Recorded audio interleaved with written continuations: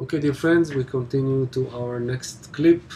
And the question is from Eva from Germany, and she asks, "Has the light is also Healing power. the light has also healing power?"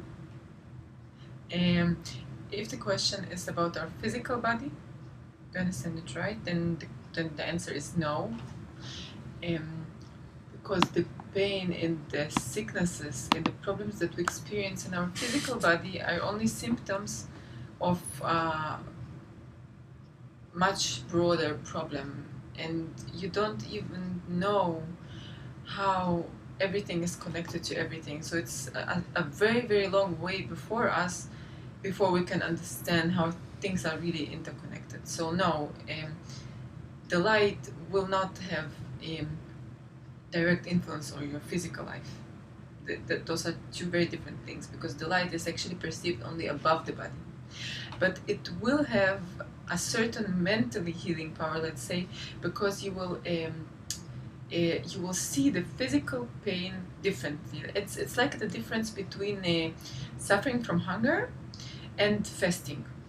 If you are suffering from hunger, let's say you are in some place and you're like really starving, you're suffering.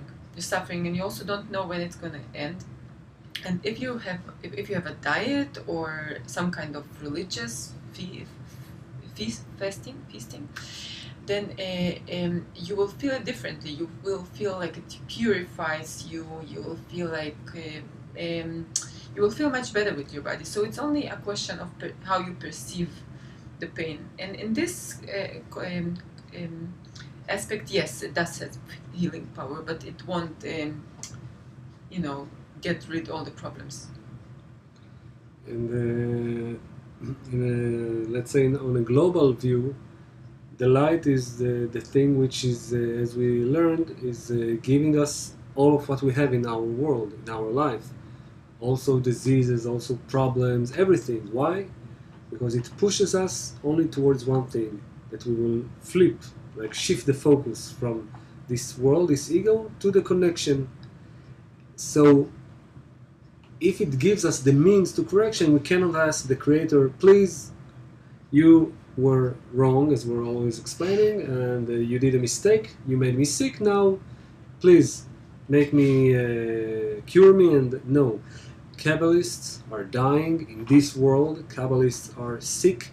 This is not the game, this is not even the field of the game.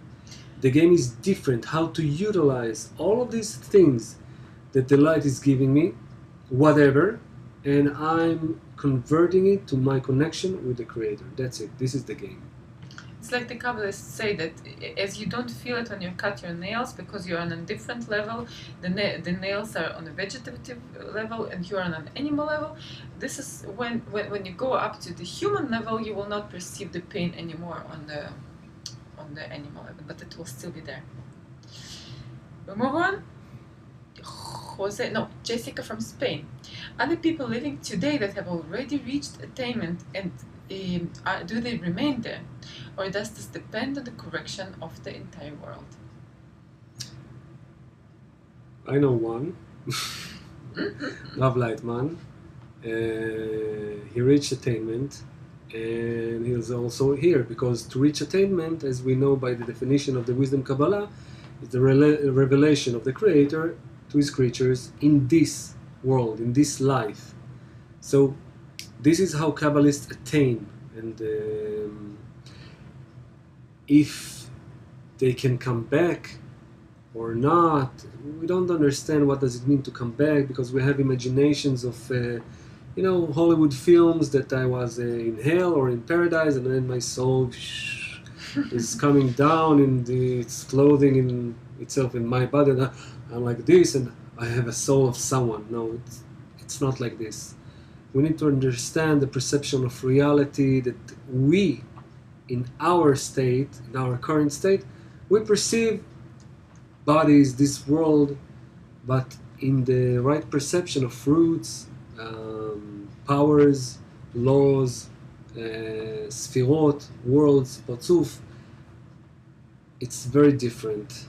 and it's all about light and vessels. And if we're speaking about an integral reality, and a Kabbalist can help with a correction of all of the soul in a present state, yes, this soul will reappear. As Baal Sulam, it was the incarnation, let's call it like this, of the soul of the Ari. The same soul which is going in generation is always revealing more and more the method, like it was the soul of Abraham, Moshe, Rabbi Shimon Bar Yochai, Ari, Baal Sulam. This is how it goes. But life and death, these are only states that we're perceiving in this world, while in the upper world we don't have these states, but we have other states. Jose from Spain. For us, students of Kabbalah, this method may seem the right one to resolve the problems of humanity. However, other communities may think their method is the right one. How do we reach a universal agreement? Should Kabbalah be open to every culture and people? This is difficult. I don't think we can ever, inside our egos, reach an universal agreement. This is only above the ego. And if so, then Kabbalah is the way to get there. Do you open Kabbalah to every culture and people? You open it, but you don't throw it on them. Like, you open it and you keep it open. You make it accessible for everyone.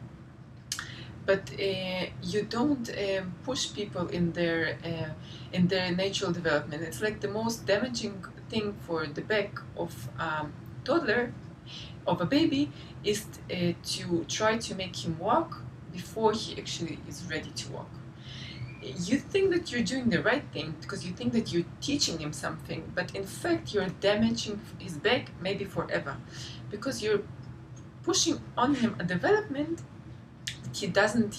that he's not yet ready for. And for everyone comes a time, and for every person comes a time, for every culture comes a time, but this time it's not yet now. So don't try to reach a universal agreement now, and don't try to solve the problems of humanity now. Do it slowly, connect, and you will reveal the right things. Belen, always from Spain. There are religions who say love thy neighbor as yourself, but why is it so difficult that these religions get to a common ground? How does Kabbalah relate to love thy neighbor as yourself? Well, Kabbalah is love your neighbor as yourself, right? Yes. Okay, I will get this one. Okay, I will get this one. Really, the three great monotheistic religions stemmed from Kabbalah. Really, it was yesterday or today, I don't remember, yesterday I think, that we studied about how Abraham, the first, let's say, Kabbalist to develop the method, it is said that he gave parts and really certain layers of the method to those who are called the sons of Kedem. It is mentioned, thus it's mentioned in the Bible. And he gave all of the methods of the East, the Eastern methods, and then afterwards, after the destruction of the first temple, and the second, all of the monotheistic religions, including Judaism, stemmed from Kabbalah as religion. And yes, everyone is speaking about love thy neighbor as yourself. In Israel, on many cars, you have this sticker. Yeah, or I love you, Creator, or I love thy neighbor as yourself, and which means don't push me too hard when you're behind me in the car. Yeah, and or let's say don't be nervous when I cut you so rudely in the street. So yes, everyone is saying it, but really, if you want to delve into it and to really fathom what does this mean, Baal Sulam speaks about it in his article Matan Torah, the giving of the Torah, and you can find it in our site. And then in this article he explains really all of how deep and really impossible love thy neighbor as yourself means. What? And really, of course, the religions, they don't agree because everyone has his own understanding and only I am right. And in Kabbalah, love thy neighbor as yourself, it is the, let's say, the penultimate correction before the love of the Creator. It is the means, it is the path. When you connect with all of the soul and you love them, you give them the possibility to connect to the Creator as yourself, even before yourself, and you are only a pipe, only a means. This is how you and them adhere to the Creator. There's much to discuss and to talk about it. This is really the whole Kabbalah. All of the Kabbalah stands on this one polar, which is called love thy neighbor as yourself. All of the rest are means to perceive, to attain this thing. And we will learn it together in the next semester. And wait and see. Yes, let's go to the next clip.